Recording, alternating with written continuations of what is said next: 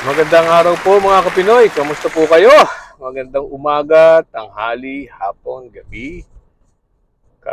Kahit sa mga lugar kayo na andun, ano? Sa lupalop ng mundo.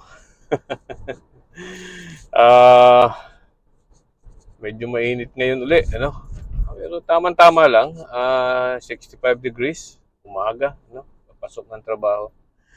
Okay, so, yeah, walang katapusan ata itong Mayor Alice Go saga. Ano? Ang kwento ni Mayor Alice Go ng Bamban Tarlac. Talagang kung ano-ano na lumalabas. Sa bagay, tuloy pa rin po ang investigasyon kasi ano, hindi natin alam kung kailan ang sunod na hearing. Actually, hindi ko talaga alam. Ano. At sunod na hearing daw ata ay isang executive session kung saan ang mga a-attend ay hindi na po ito ay ang session na yun ay hindi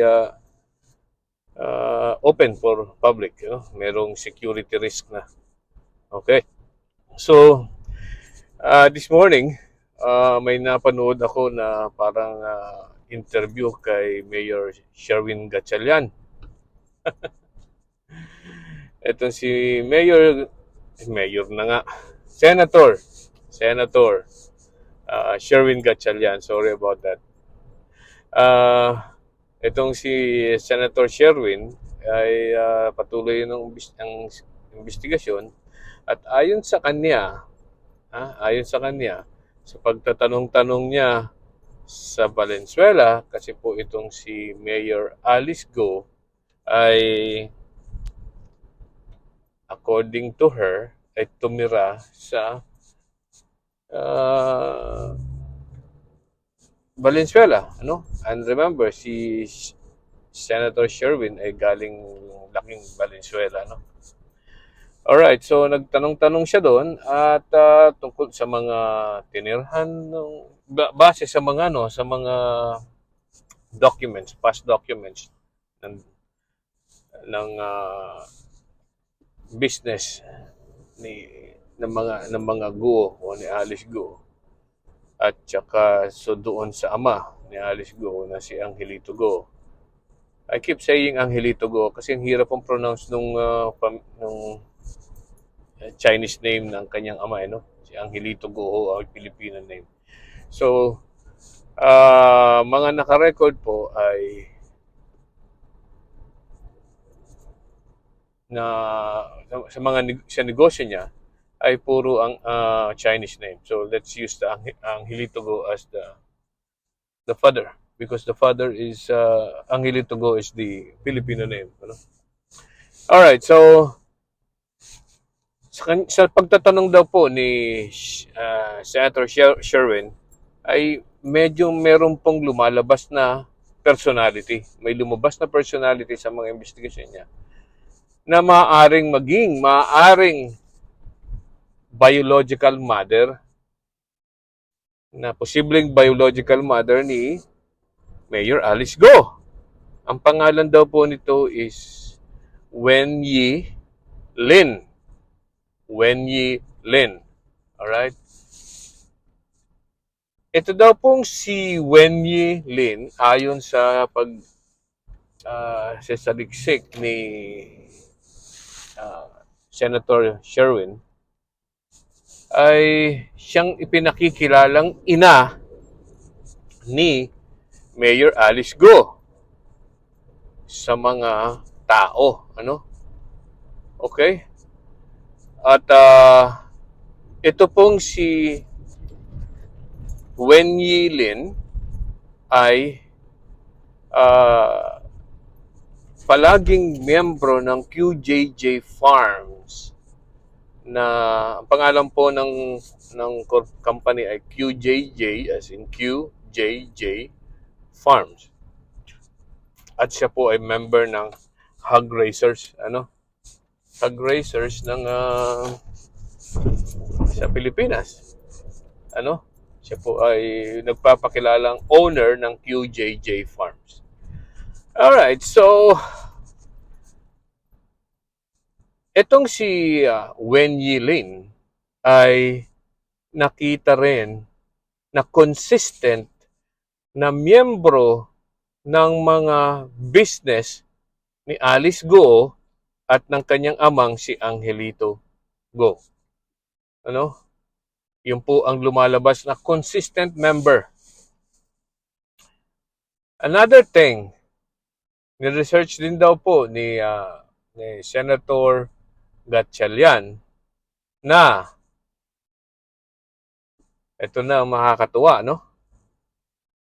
Sa lahat ng biyahe ng father ni Mayor Go, I mean, not sa lahat, I mean, sa 170 times, ano, for the 6 years, for the past 6 years, 170 times na nagbiyahe yung dalawa magkasabay, ano, palabas ng bansa, ano.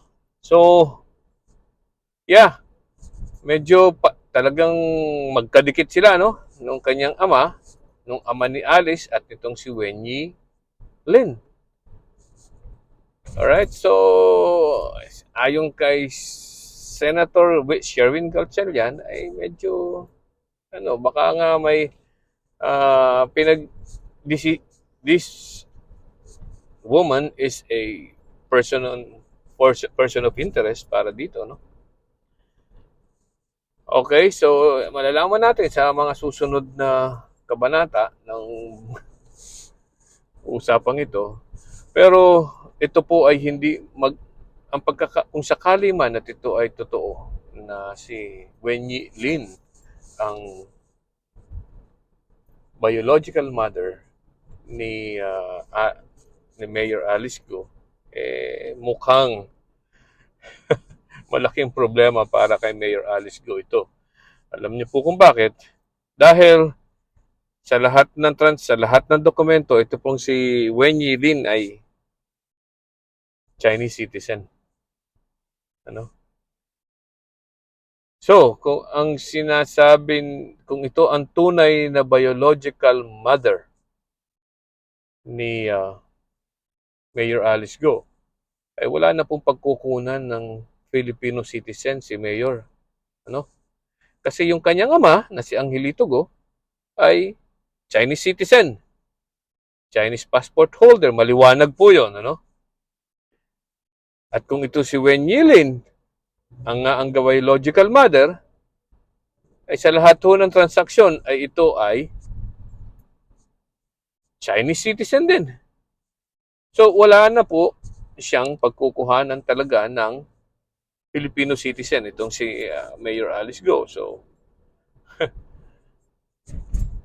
medyo delikado siya at talagang maaring matanggal siya sa pwesto pag nag-file na ng co-warranto ang Office of Solicitor General, ano.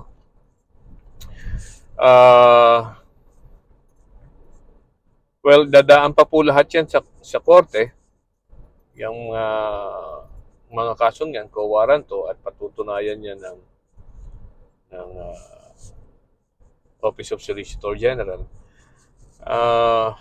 Ang problema po diyan, ano, kung totoong talagang napasukan tayo ng isang foreigner, ay talagang hindi po maganda hindi lang po sa seguridad, kung hindi po sa yan po ay paglabag sa batas ng ating konstitusyon. Kasi po, ang mga foreigners ay hindi po pwedeng mag-own ng land. They can engage in the business, but they cannot own land. Alright? At marami pong lupa na nakapangalan kay Alice Go. At baka nga po hindi lang yan, ano? Baka napakarami pa na ginagamit na siyang dami ng kanyang mga magulang para makapag-own ng land sa Pilipinas. Hindi po maganda yan.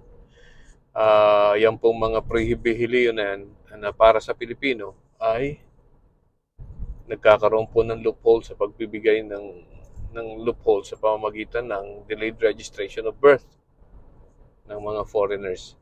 At palalabasin lang po na sila ay Pilipino, anak ng Pilipino, kahit hindi totoong mga tao ang mga nakalagay diyan. Ano? As ang mga magulang nila, yan po ay malaking problema sa bansa natin. Ano? Okay, so hanggang sa muli po, sundan natin ang kabanata na to. May lalo na itong bagong development na to. Malalaman natin. Ano? Maraming salamat po at magandang araw pong muli sa inyong lahat. Bye!